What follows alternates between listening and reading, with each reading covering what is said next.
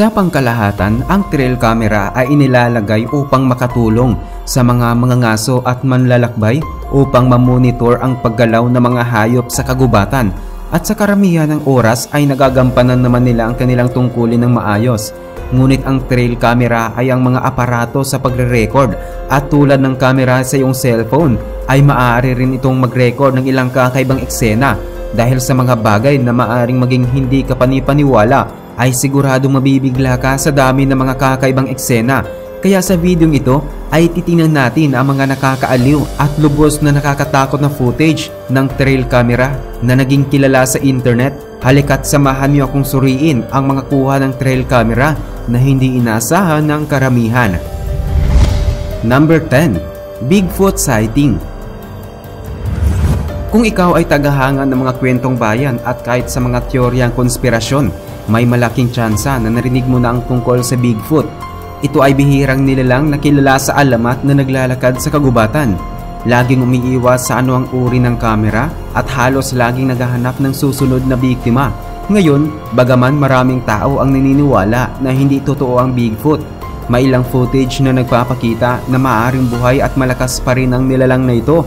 Halimbawa, tingnan natin ang sumusunod na footage na ito na inilalagay ng isang manlalakbay sa kagubatan ilang taon ang nakakaraan. Ipinapakita nito ang isang misteryosong itim na nilalang na naglalakad sa gitna ng gabi. Maliwanag na makikita ang nilalang na naglalakad mula sa isang dulo ng kamera patungo sa kabilang dulo sa nakakakilabot na paraan. Dahil dito ay maraming tao ang nagbigay ng kanilang opinyon tungkol sa kung ano ang nilalang na ito. Number 9. Nightcrawlers. Tulad ng Bigfoot, ang mga nightcrawlers ay isang uri ng nilalang na lubos na kontrobersyal noong makaraan. Walang tiyak na nakakaalam kung totoo nga sila, pero may mga taong nanginig sa takot noong makita ang mga bagay na ito. Sa uli, depende pa rin ito sa opinyon mo, pero kapag nakakakita ka ng footage tulad nito, ay mahirap itanggi na tila may ganitong nilalang sa lugar nito. Ang larawang ito ay kuha ilang taon ang nakakaraan sa UC National Park sa California na nagpapakita ng tinatawag ng karamihan bilang isang nightcrawler na naglalakad sa parke. Hindi lang isa kundi maraming nightcrawler ang naglalakad na kasunod nito.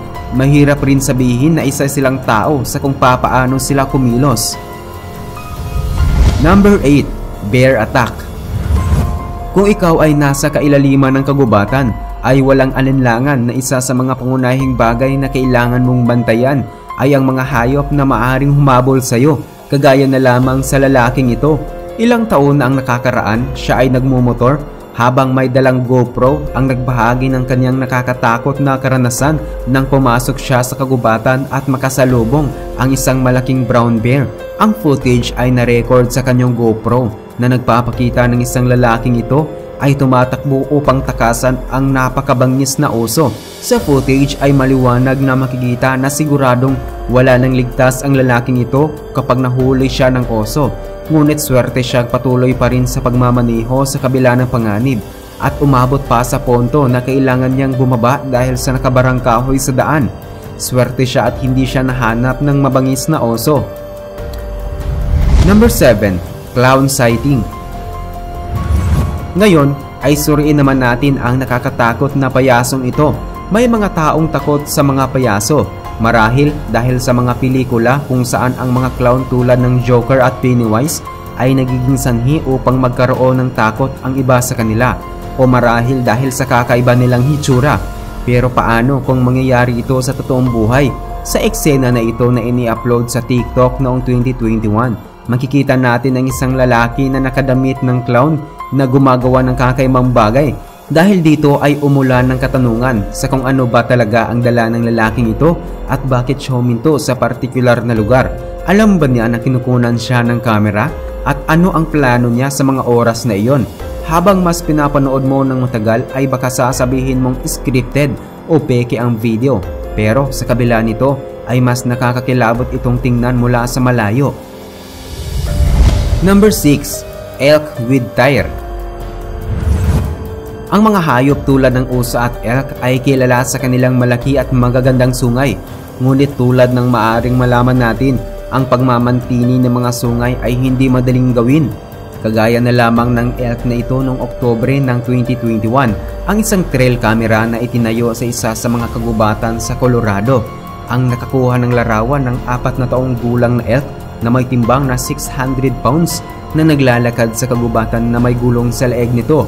Ayon sa pinagmulan, unang nakita ang elk na ito na naglalakad sa kagubatan noong 2019. Ngunit 2 taon pagkatapos, mas naging karaniwan ng mga ulat tungkol sa kakaibang elk na ito na nagkaroon ng pag-aalala sa mga tao dahil sa laki ng mga sungay nito. Imposible nang tanggalin ang gulong mula sa leeg nito at nag-aalala pa rin ang mga eksperto sa wildlife na mas maaaring lumaki ang leeg nito at baka mas lalong humigpit ang gulong.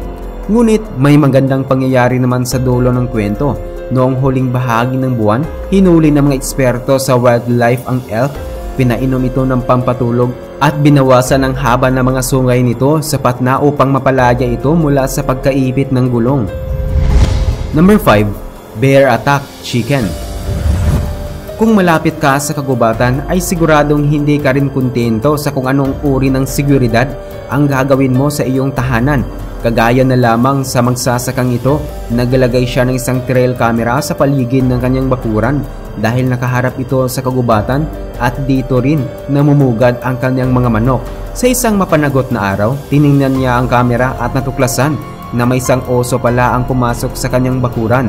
Marahil ay upang maghanap ng pagkain. Ang footage ay medyo nakakaintriga dahil nakatingin ang oso sa kulungan ng manok upang tingnan kung sino ang pwedeng kakainin, at nang mapansin nito na mayroong kamera sa gilid ay agad niya itong sinira at wala nang nakakaalam sa kung ano ang susunod na mangyari. Number 4. Animal Reaction. Ilang taon na ang lumipas, isang photographer mula sa France ang nagpasyang na gawin ang isang eksperimento sa kagubatan. Kasama ang kanyang team, nagtayo sila ng isang istrukturang parang salamin at naglagay ng trail camera sa isang tiyak na lugar ng kagubatan. Sila ay naghihintay na kunan ng litrato ang mga hayop na nagre-react sa kanilang sariling pagmumukha. Maaaring sabihin na talagang nakuha ng mga ito ang hinahanap nila. Tingnan mo na lamang ang leopard na ito, literal na nagtatangkang kainin ang kanyang sarili. O kagaya na lamang ng gorillang ito na biglang nagiging agresibo ng walang malinaw na dahilan. At mayroon pa itong mga unggoy na nagpasyang mag-ayos ng kanilang katawan.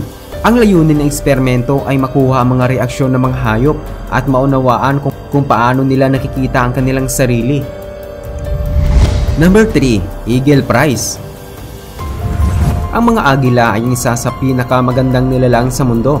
Kilala mga ito sa kanilang kakayahan na makakita ng mga alitap-tap mula sa daan-daang talampakan sa himpapawid. At kapag nakakita ng isang bagay ang agila na gugustuhin ito, tiyak na agad niya itong aksyonan. Tingnan natin ang clip mula sa trail camera na ito bilang halimbawa. Nagsisimula ito sa isang golden eagle na nakatambay sa isang puno habang ini-inspeksyon ang lupain at nag-ayos para sa paglipad.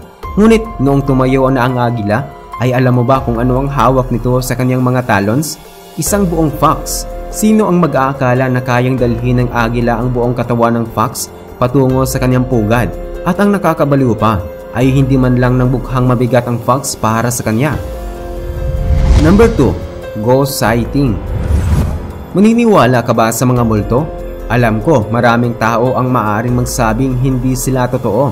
Ngunit may ilang kakaibang patunay na maaaring mag-udyok sa iyo na baguhin ang iyong isipan. At sa tingin ko, may isa tayong maaaring maisingit sa kategoryang iyon.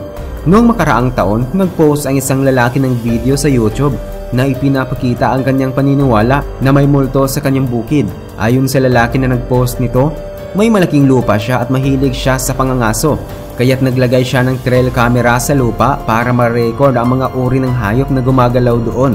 Sa kabiguan at pagkamanghan niya, tila mas marami siyang natagpuan kaysa sa inaasahan. Sa halip ng mga hayop na sa kagubatan, tila natagpuan ng lalaki ang isang nilalang na naglalakad sa kanyang mga halaman na may suot na puting damit na tila kaputi. Alam kong nais mong isipin na isang normal na tao lamang ang naglalakad sa kagubatan, ngunit ang kakaibang kilos na tulad nito ay madalas mangyari sa gabi. At bakit kaya nais maglakad ang isang tao sa bukid sa kalagitnaan ng araw na may suot na kapote na bumabalot mula sa ulo hanggang paa? Ito ba isang uri ng ghost cosplay na hindi natin alam? Number 1. Dancing Grizzly. Marami sa atin ang mahilig sa mga grizzly bear. Yun nga lang, sa tuwing sila ay hindi agresibo at hindi winawasak kung ano ang nasa harapan nila, ay maaari silang maging kahanga-hanga at kaaya-aya ng mga hayop. Madalas pinapakita ng mga grizzly bear ang kanilang masaya at kakaibang bahagi. Tingnan mo itong clip na ito na kuha ng BBC Earth. Nagpapakita ito ng isang sandali kung kailan nagdesisyon ang isang grizzly bear sa Canadian Rockies na sumasayaw. Ngayon, hindi talaga sumasayaw ang grizzly bear sa tugtugin na naririnig nito. Ito'y nilalagyan lamang ng audio, pero kailangan mong aminin na nakakatuwa itong panoorin. Ibig sabihin, isipin mo kung ano ang magagawa nito kung may tunay na musika ang tumutugtog sa background. At narito na ang huling listahan, ang skunk ape.